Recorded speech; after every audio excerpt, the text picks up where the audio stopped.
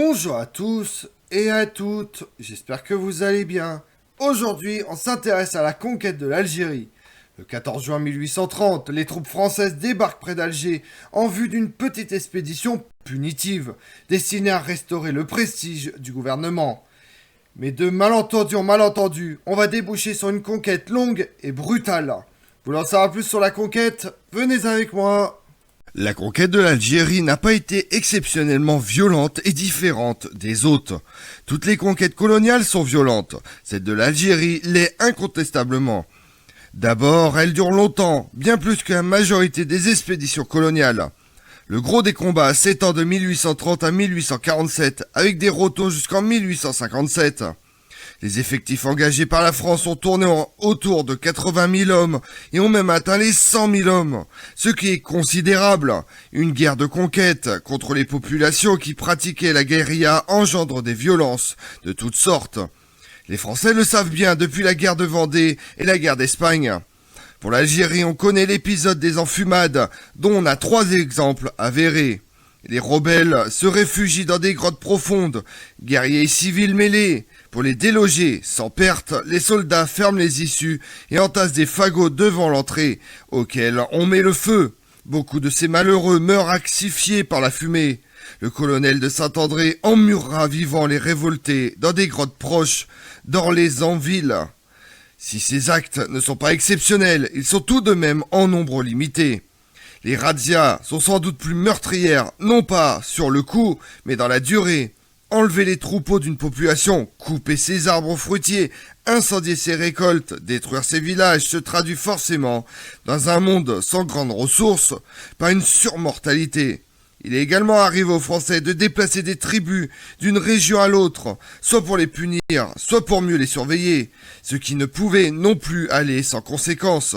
Sans parler des tribus qui fuyaient les soldats, par exemple pour se mettre en sécurité au Maroc. Il serait tout à fait exagéré de parler de génocide. Il n'y a aucune volonté d'exterminer, du moins au niveau du pouvoir politique et du commandement français. Il n'y a pas eu d'extermination, même si le bilan en pertes humaines fut très lourd. La pratique française de la razzia s'inspire de ce que pratiquaient déjà les Ottomans en Algérie.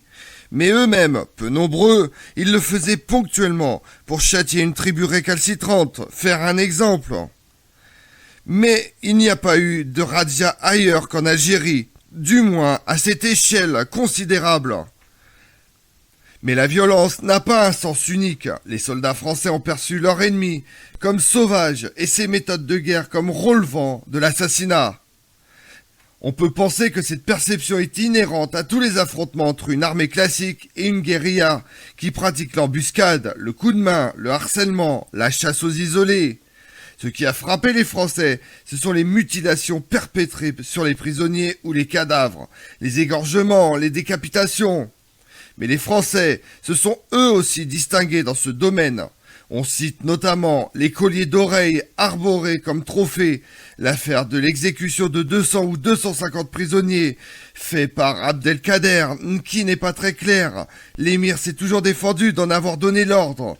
Il est bien possible que ce soit dû à l'initiative d'un de ses lieutenants, qui a craint de les voir libérés par une colonne. Dans cette guerre, des deux côtés, on ne fait pas beaucoup de prisonniers. On n'en a pas, en revanche, d'exemples d'exécution de civils de sang-froid par les Français, à la différence du général Bonaparte en Syrie. Ceux qui étaient abattus l'étaient durant le combat ou dans sa suite immédiate. Mais cette violence, peut-on penser qu'elle devient un trait spécifique de l'Algérie française, c'est-à-dire des rapports entre les communautés qui la composent? Elle a pesé sans doute, parce que la violence de guerre a duré anormalement. Entre 1870 et 1871, il y a encore une grande insurrection. Il y en aura d'autres jusqu'en 1882 et encore dans les Aurès en 1915. L'Algérie paisible a peut-être duré une génération entre 1915 et 1945. La menace d'un soulèvement général a toujours été latente et peut-être intériorisée par les Européens installés en Algérie. De l'autre côté, la menace du massacre projeté par les Français alimentait chez les Algériens une rumeur presque permanente. S'il y a eu assez souvent de bonnes relations entre les deux communautés, on ne peut nier l'existence de cette hantise réciproque du massacre. Le coût démographique de la conquête est toujours très discuté. L'historien Xavier Yocono a calculé des chiffres assez largement acceptés. Selon lui, à la veille de la conquête française, la régence d'Alger devait compter autour de 3 millions d'habitants. Le recensement de 1872 donne un nombre à peu près solide de 2 millions d'habitants. Il manque 1 million. Il faut tenir compte de la grave famine couplée à des épidémies de 1867-1868. Le bilan de cette calamité a peut-être été aggravé par la colonisation. Mais c'est tout de même un phénomène cyclique que l'on retrouve à la même époque au Maroc et en Tunisie, deux pays qui ne sont pas encore sous tutelle française.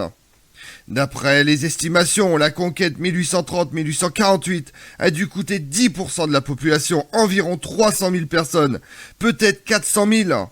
Les pertes civiles sont très majoritaires du fait des ravages de la guerre, notamment des razzias. L'estimation le plus solide des pertes françaises pour la période 1830-1848 sont de l'ordre de 90 000 morts, de 150 000 si l'on va jusqu'en 1871. Ce n'est pas négligeable, comparé à la guerre de Crimée, 95 000 morts, ou celle de 1870-1871, 140 000, bien que beaucoup plus étalée dans le temps. Sans doute moins de 10% des pertes sont dues au combat. Les décès se produisent dans les hôpitaux du fait des maladies, de la sous-alimentation, de l'épuisement. Les soldats ne sont pas habitués au climat. Le paludisme est endémique, on distribue encore très peu de quinine. Dysenterie, choléra sont aussi fréquents. Les marches ne sont pas tout. Le soldat d'Afrique s'use dans des travaux incessants, ouverture de pistes, édification de postes. Les chefs militaires ont essayé de s'adapter à cette guerre nouvelle. On a par exemple tronqué le shako contre la célèbre casquette Bugeaud, qui sera adoptée par bien d'autres armées, notamment aux États-Unis.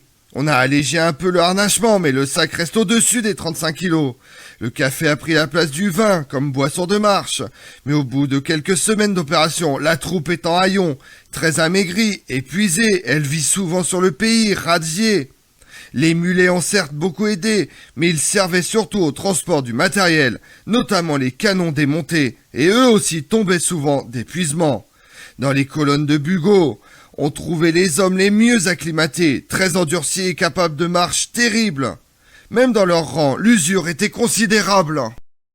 La conquête française a pu bénéficier des groupes arabes ou kabyles qui lui étaient favorables sur place.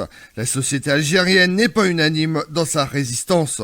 La disparition du pouvoir ottoman a ravivé les rivalités entre tribus et entre chefs.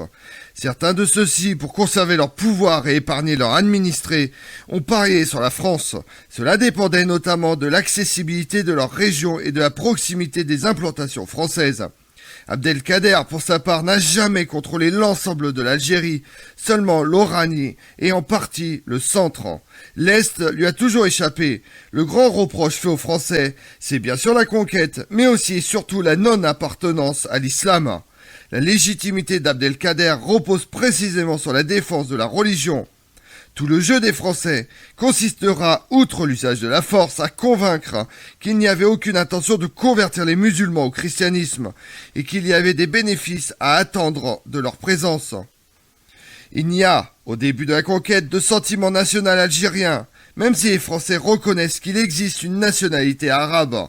En revanche, il existe une forte conscience religieuse et un patriotisme local, ce qui est suffisant pour prendre les armes. L'idée de nation algérienne naîtra plus tard, à partir des années 1930. Comme on l'a vu, les soldats français mettent pied sur le sol algérien en 1830. Il n'y avait alors nulle vision française, et pas vraiment non plus en 1834, comme le nouveau régime, celui de Louis-Philippe, décide non sans hésitation de poursuivre la conquête. Je vous remercie d'avoir suivi cette vidéo en ma compagnie. Si vous voulez connaître mes autres vidéos, retrouvez-moi sur ma chaîne YouTube Tout sur l'Histoire avec Damien, mais également sur les réseaux sociaux, Twitter et Instagram, Histoire Damien. Et pensez à liker, commenter et vous abonner. Je vous remercie à tous.